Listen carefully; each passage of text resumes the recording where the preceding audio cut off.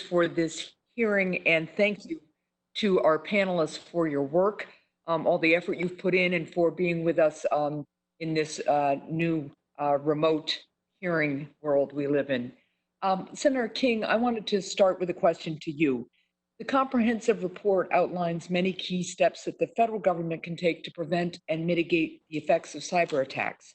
However, the report is relatively quiet on how the federal government can help strengthen state and local governments' ability to prevent against attacks.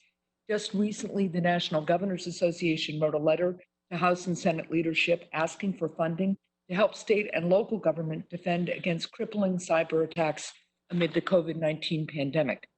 And even before this crisis, legislation was introduced in both the House and Senate to create a sizable federal cybersecurity grant program for state and local governments. We all know that our collective cybersecurity is only as good as our weakest link, to your last point that you were just making. So it's critical that we work to improve our nation's cyber resiliency down to our smallest localities. Did you examine the possibility of federal support for state and local cybersecurity? And if so, what were your conclusions? We absolutely for actions? We absolutely did, and in fact, a major wave of ransomware has attacked our cities and towns. We've had small towns in Maine that have been talked about this, that have had hits of ransomware. I think there were something like 45 mentions of state, local, tribal governments. But here's what we wrestled with. We believe and we advocate for the creation of a fund to assist states and localities in dealing with these issues, not only money, but also technical expertise, which CISA has, we have throughout the federal government. But part of the thing we wrestled with was what I call moral hazard. We don't think the federal government should relieve the states of their own obligations to protect their own networks and to do what's necessary. So what we proposed was a matching program where it would start with a 90% federal share, 10% match for improving critical infrastructure on the state level, which year by year would scale up and end up be 50-50. We want the states to be engaged as well. We don't want them to say, well, cybersecurity is the Fed's job, that's not our job. That won't work. So that was the way we approached it. But we understood and believe deeply that working with the states on critical infrastructure is absolutely important. I mean, it's elections. National Guard has a role to play here. I think there are a lot of ways that we can integrate with the states properly, but it needs to be a shared responsibility, I guess is the way I would put it. And that was, the commission wrestled with this, but that's where we came out. Well, I thank you for that. I would make the note, and New Hampshire has seen ransomware attacks on very, very small jurisdictions, tiny school systems. Yeah. When it comes to town meeting time or when it comes to state budget balance, what you don't want to do is have the matching obligation be so great that you put at risk federal cybersecurity because a small town can't meet a cyber obligation or a state has to cut its budget to balance it. So those are always the things we have to think about. I wanted to move on to Ms. Spalding, and I wanted to build on something that Senator Johnson asked about. As you know, one of the Solarium Commission's recommendations is for Congress to pass the Cybersecurity Vulnerability Identification and Notification Act. The bipartisan bill passed our committee, and Senator Johnson and I are continuing to work to pass the bill into law.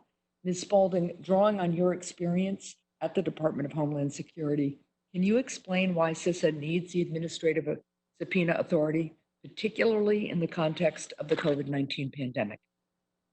Yes, Senator, thank you for that question, and thank you for your efforts to try to get this authority passed through Congress. It's something that we have needed for quite some time, and going back to my time at DHS, DHS has the tools to scan the internet for vulnerabilities, for known vulnerabilities, to find systems that are publicly facing the internet that we can tell have the vulnerability that we're looking for. What we cannot do without a tremendous amount of effort, and sometimes not at all, is to identify then who owns that system so that we can reach out to them and warn them. So this would be an administrative subpoena. The folks who have the information about who owns that system are the providers, the ISPs, the internet service providers. And so what we need to be able to do is to take that IP address, which the tools allow us to know, and go to those providers and say, we have found this. It looks like an industrial control system, which is something that may power our critical infrastructure, could be in the energy infrastructure, transportation, all kinds of infrastructure. And we see that they have this very dangerous vulnerability that an adversary, a bad actor, could exploit and cause problems. But we don't know who it is, and we can't tell them. Right. Well, thank you for that response, and I look forward to continuing to work with Senator Johnson and members of the committee on getting this legislation passed. Ms. Spalding, I also wanted to talk to you about cyber threats in healthcare. Prior to the pandemic, the healthcare sector was a top target for malicious cyber actors. And in the context of COVID-19, when hospitals are already facing strained resources, I'm really concerned that ransomware attacks could have a real impact on human life. It appears that the threats are not just to hospitals now. CISA recently released a warning that some nation-state-backed actors are targeting U.S. COVID-19 medical research efforts. So obviously that's very concerning. Can you help us understand what we can do right now and going forward to improve the resiliency of our healthcare sector to cyber threats, including the current threats to these critical medical research facilities? Yes, Senator, it's such an important point. And it's addressed by our commission recommendations in a number of ways. This is really the kind of series of events that, for example, could be covered under this cyber state of distress that we talk about in the commission report, which falls short of the kind of national emergency where you've got physical destruction and consequences along the lines of a hurricane or a superstorm, but are beyond the routine day-to-day occurrences that we deal with every day. The attacks during a pandemic on this vital infrastructure could rise to the level of the cyber state of distress. And the key there is that it would trigger the ability for CISA, particularly, to use funds to tap into a response and recovery fund to scale up, to go out and help these researchers, these facilities that are being attacked, the hospitals, our healthcare providers, and to bring in additional resources, particularly to call on assistance from experts within the DoD or the intelligence community, and where we have to reimburse them. So that's a key part of that authority, and really critically important. Well, thank you. And I see I'm over time, Mr. Chair. If there are is any time for additional questions, I have one more for Senator King, which we can do later on the National Guard. Thanks. Okay. Thank you. And this is just to Senator King. And again, thanks to all of the panelists today for a really superb discussion. Senator, the Commission's report includes recommendations to leverage the capacity of the National Guard to help states prepare for cybersecurity incidents. Yet, as you point out, our current Department of Defense policy doesn't provide clear guidance about what activities the National Guard can conduct or whether these activities can be supported by federal funding.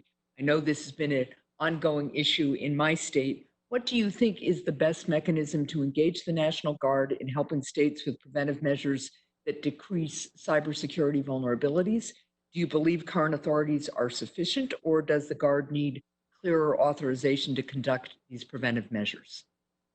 I will distinguish between the word authorities and guidance. I think the authorities are sufficient. And as you know, the Guard can be a tremendous asset to the states in this kind of situation because of their technical abilities. I think what we believe, what the Commission recommends is a clarification of guidance from the Department of Defense that would allow reimbursement to the Guard under Title 32, so that that should be able to be cleared up fairly straightforwardly, and that's our recommendation. The Guard is a tremendous asset.